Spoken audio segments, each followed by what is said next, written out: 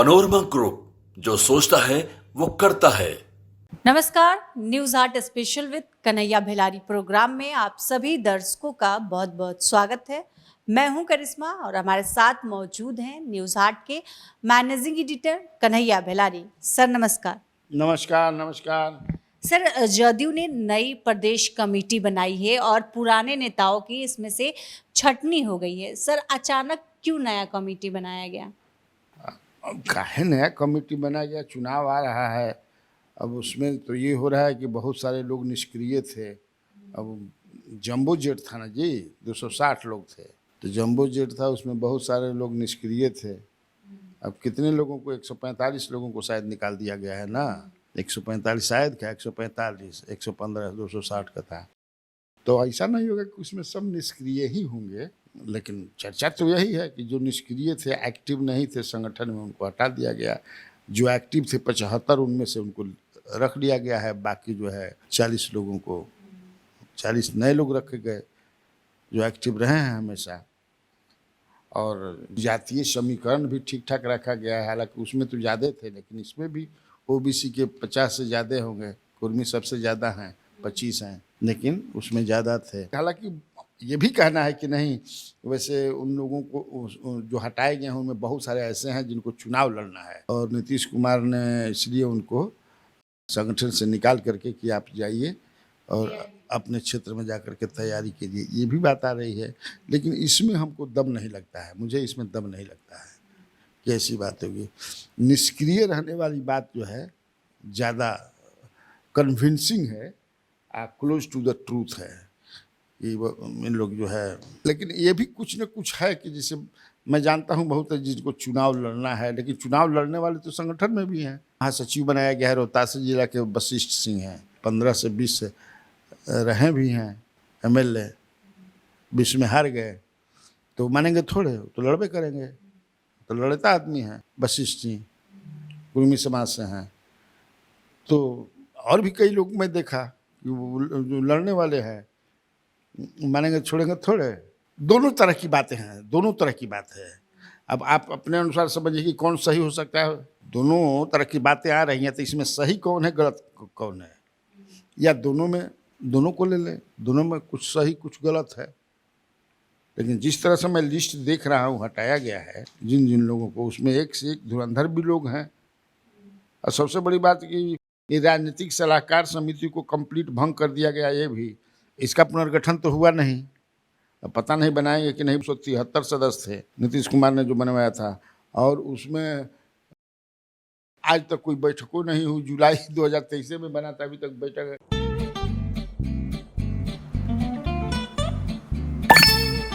चलो इसको रोकते हैं। रुको रुको, गाड़ी साइड में लो। आरसी और लाइसेंस दिखाओ। बिना आरसी और लाइसेंस के गाड़ी नहीं चला सकते। अरे सर, ये यू बाइक्स है, इसको आरसी, लाइसेंस और पीयूसी नहीं लगता। अरे वाह।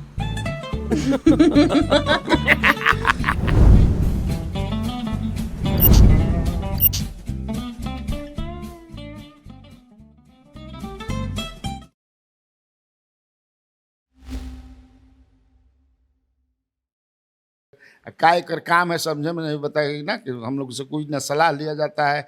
कई लोगों से तो मेरी मित्रता है, बातचीत होती है, लेकिन आज तक कोनो सलाह नहीं खेले है कोई। पता ना हम ये काहे खातिर मुख्यमंत्री जी बनौले बनन। सर, कहा जा रहा है कि उमेश कुशवाहा अब सिर्फ मुखौटा बन के रह जाएंगे, असली जो जदयू की जिम्मेवारी है वो रविंद्र प्रसाद सिंह चलाएंगे। अगर रविंद्र प्रसाद सिंह, जो कि विधान पार्षद हैं, एमएलसी हैं, कहा जाता है या कुछ डिजिटल वालों ने चलाया है, यही ना है तुम्हारा। मैं इसमें विश्वास नहीं करता हूँ। अगर ऐसा होता तो फिर रविंद्र प्रसाद सिंह को, जो एमएलसी हैं, उनको कार्यकारी अध्यक्ष बना दिया गया होता। कार्यकारी एग्जीक्यूटिव प्रेसिडेंट हो जाते, सब वही करते। तो मुझे इसमें दम नहीं लगता है। हाँ, आने वाले दिनों में हो सकता है कुशवाहा की जगह पर कोई दूसरा रख ले, लेकिन ये भी नहीं लग रहा है। अगर ये करना होता तो ये नई, उन्हीं के प्रेसिडेंटशिप में सारा कमेटी बनी है, पुनर्गठन हुआ है, नई कमेटी बनी है। हमको इसमें दम नहीं लगता है। और उमेश कुशवाहा से आखिर क्या नाराजगी होगी मुख्यमंत्री के? उमेश कुशवाहा काफ़ी सुपर एक्टिव आदमी, जितना मैं जानता हूँ और संगठन के लोगों से बात भी करता हूँ, वो सबको संतुष्ट रखते हैं, मृदुभाषी हैं, है ना।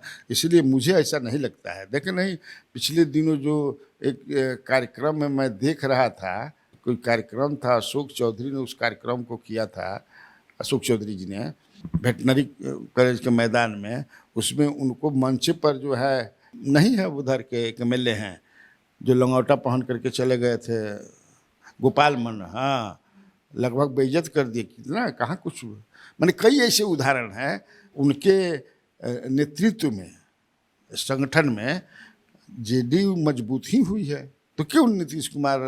तो ये एक तरह से मुझे इसमें दम नहीं लगता है कि उमेश कुशवाहा को साइडलाइन करने के लिए रविंद्र प्रसाद सिंह को रखा गया है।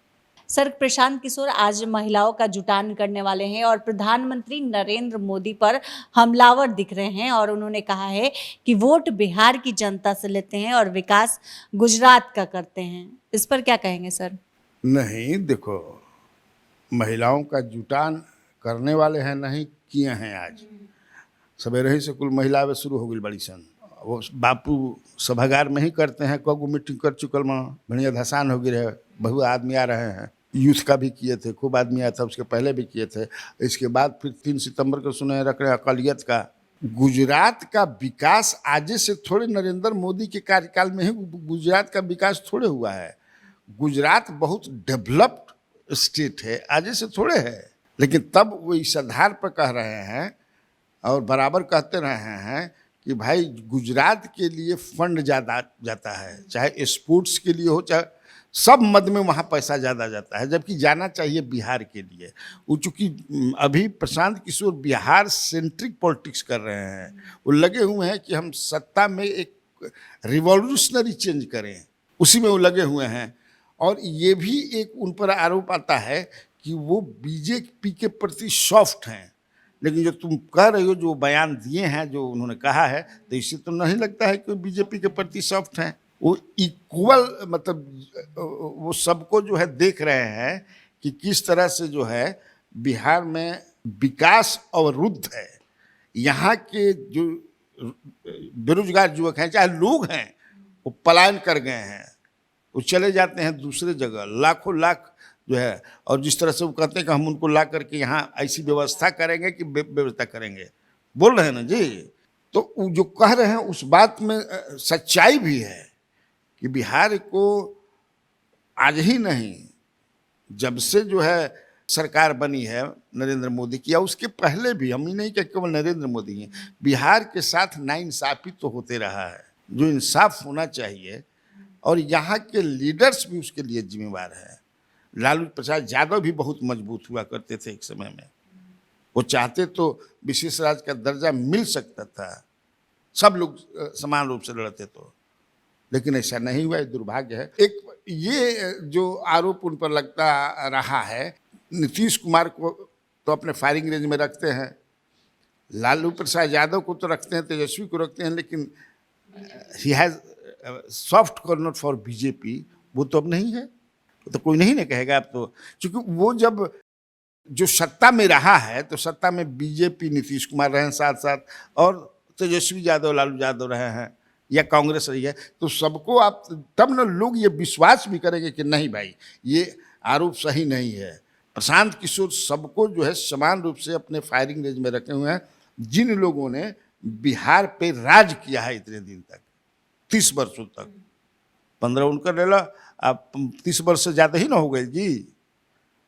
2090 से 5, आप 5 से समझे कि कितना हो गए, तो 30 वर्ष से तो ज़्यादा ही हो गए, 3-4 साल, तो इसीलिए वो कर रहे हैं। सर, चिराग पासवान अपनी पार्टी का विस्तार करने में लगे हुए हैं। अब बिहार के बाद झारखंड विधानसभा चुनाव की भी तैयारी में जुट गए हैं और आज उनकी बैठक भी होने वाली है। सर, इस पर क्या कहेंगे? हाँ, क्यों नहीं, उनकी पार्टी है, पार्टी मजबूत है चिराग पासवान की। बिहार में उन्होंने बता भी दिया, 5 सीट जो है जीते ना भाई।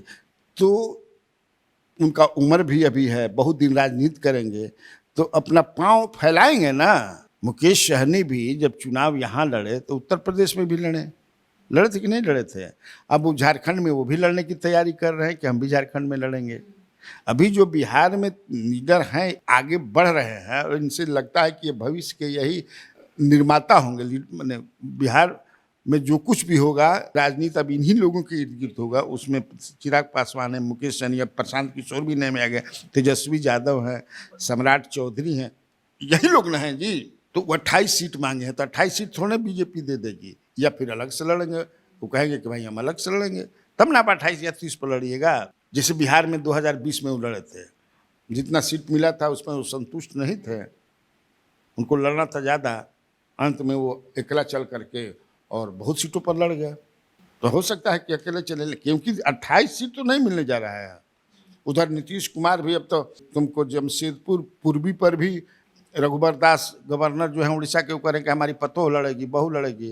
इधर से ऑलरेडी अनाउंसमेंट अशोक चौधरी ने जा करके कर दिया कि सरजू राय हमारे उम्मीदवार होंगे। तो अभी तो आज बैठक न कर रहे हैं अपने राष्ट्रीय कार्यकारिणी की, तो बैठक के बाद वो तय करेंगे। अभी तो बिहार में भी कितना सीट मिलेगा उनको, ये देखने वाली बात हो गई।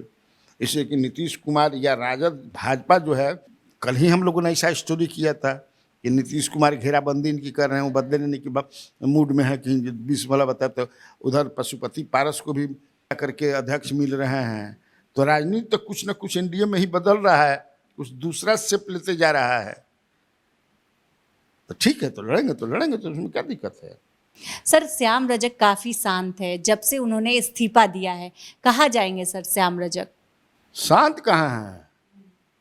देखे मैंने ऊपर ऊपर शांत लगाता हूँ। हाँ, वो अपना कहीं ना कहीं गोटी सेट कर लिए हैं। ज़्यादातर संभावना 99% तो सब लोग यही कहते हैं कि वो फिर पुराने घर में जाएंगे, जेडीयू में। हालांकि सबसे पुराना घर तो आरजेडी है, ओकरो से पुराना जनता दल रहे। तो जनता दल तो बाना कब भाग में बट गई, तो जेडीयू में जाएंगे। और ये भी चर्चा है, मैं पहली बार नहीं कर रहा हूँ, कि नीतीश कुमार से वो ऑलरेडी मुलाकात करके सब अपना डील कर लिए हैं, तय कर लिए हैं। और तय करने में क्या है कि भाई अभी तो चुनाव है नहीं, जब चुनाव होगा तो हमको फुलवारी शरीफ से लड़ाइएगा, या हम अभी बीमार भी रहते हैं, हमको एमएलसी बना दीजिए। वोट तो है ही। प्रशांत किशोर के साथ तो नहीं जाएंगे? ना, मुझे ऐसा नहीं लगता है कि वो प्रशांत किशोर के साथ जाएंगे। मुझे ऐसा देखो का होला हम लिखी जाना। जब चल रहा, मैंने ये खबरें चल रही थी डिजिटल पर कि श्याम रजक भागेंगे, तो मैंने उनसे बात करने का प्रयास किया था, बात नहीं हो पाई थी। लेकिन जो आदमी उठाया था उनका प्राइवेट सेक्रेटरी, कहा कि सवाल ही नहीं है, सब झूठ चपटा है, उन्होंने कहा था। लेकिन मैंने कहा कि भाई कहा था कि झूठ बोला था, मैंने झूठ खबर चलता, लेकिन कब कहाँ कोई ले जाएगा कोई ठीक नहीं है। इसलिए प्रशांत किशोर के साथ जा सकते हैं। उनको लगेगा कि हमको यहाँ टिकट नहीं मिलेगा, क्योंकि यहाँ से भी कोई ना कोई तो कैंडिडेट रहता ही ना है, तो चले जाएंगे, जाने में क्या है। लेकिन मुझे ऐसा लगता है कि वो जेडीयू में जाएंगे। सर, पटना एम्स के सिक्योरिटी ऑफिसर पर जो फायरिंग हुई थी, उस मामले में पुलिस ने खुलासा किया है और रितलाल यादव के भाई का नाम इसमें सामने आ रहा है। सर, रितलाल यादव ने कहा था अगर मेरे भाई का नाम आएगा तो हम खुद उन्हें पुलिस को सौंप देंगे। अब इस पर क्या कहेंगे सर? मैं इसमें क्या कहूँ बताओ? पुलिस जब कह रही है कि उनके भाई हैं उसमें शामिल, रितलाल यादव जो है वो कह रहे हैं, एमएलए हैं दानापुर के, कि अगर भाई, उनको विश्वास नहीं है, लेकिन अगर कह रहे हैं कि अगर होगा तो मैं उसको छोड़ूंगा नहीं, सौंप दूंगा पुलिस को। तो दोषी हैं कि नहीं दोषी हैं ये तो न्यायालय ने बताएगी। तो मामला कोर्ट में जाएगा, ट्रायल होगा, केस चलेगा। लेकिन पुलिस का तो कहना है कि है, यहाँ तक तो हम लोग कह सकते हैं। लेकिन वो थे कि नहीं थे, पुलिस के कहने ही से नहीं हो जाता है। मामला अंततः न्यायालय में जाता है, न्यायालय में यह सिद्ध करना होता है कि हाँ ये है। सर, तेजस्वी यादव ने नीतीश कुमार से सवाल किया है और उन्होंने कहा कि बिहार में बेरोजगारी चरम पर है, महंगाई चरम पर है, इसकी जिम्मेवार कौन है? इसकी जिम्मेवार सरकार है। जिसकी सरकार रहती है वही ना जिम्मेवार होता है, कि अपोजिशन थोड़ा जिम्मेवार रहता है। नीति आयोग की जो रिपोर्ट है उसके अनुसार वो कह रहे हैं कि निचले पायदान पर बिहार है। जो डाटा दे रहे हैं वो तो data that is on the record, वो झूठ थोड़े बोल रहे हैं। लेकिन कौन जिम्मेवार है तुम पूछ रही हो, तो वो भी तो कह रहे हैं कि सरकार ही जिम्मेवार है, सरकार ही जिम्मेवार है। उसमें वो 17 महीना निकाल दे रहे हैं 17 महीना निकाल दिए हैं, उसमें खूब काम हुआ है। लेकिन ऐसा थोड़ा है कि उतना काम, मैंने उसमें भी क्राइम होता था, क्राइम बढ़ा हुआ था। आज भी क्राइम बढ़ा हुआ है। जब ये थे 17 मानव तब भी नीति आयोग का रिपोर्ट आया था, तो बेरोजगारियाँ और बढ़ता ही ना, बाकी घटता। लेकिन तब है कि ये भी है कि नीतीश कुमार ने नौकरियां भी बहुत दी हैं, टीचर बहुत बनाया। अब कितना नौकरी का अनाउंसमेंट किए हैं कि हम अगला चुनाव तक 15 की 20 की 30 लाख दे देंगे, रोजगार दे देंगे। उसमें कई लाख कर सरकारी नौकरी की बात की है उन्होंने। जो वो कर रहे हैं वो फैक्ट्स एंड फिगर्स के साथ कर रहे हैं ना, तो बात सही है। तो आज के इस वीडियो में इतना ही। आगे की खबरों के लिए आप हमारे चैनल न्यूज़ हाट को सब्सक्राइब कर ले। अगर फेसबुक पर देख रहे हैं तो हमारे पेज को लाइक करना न भूलें। हमारी वेबसाइट है newsheart.com, उसे भी ज़रूर विजिट करें। धन्यवाद।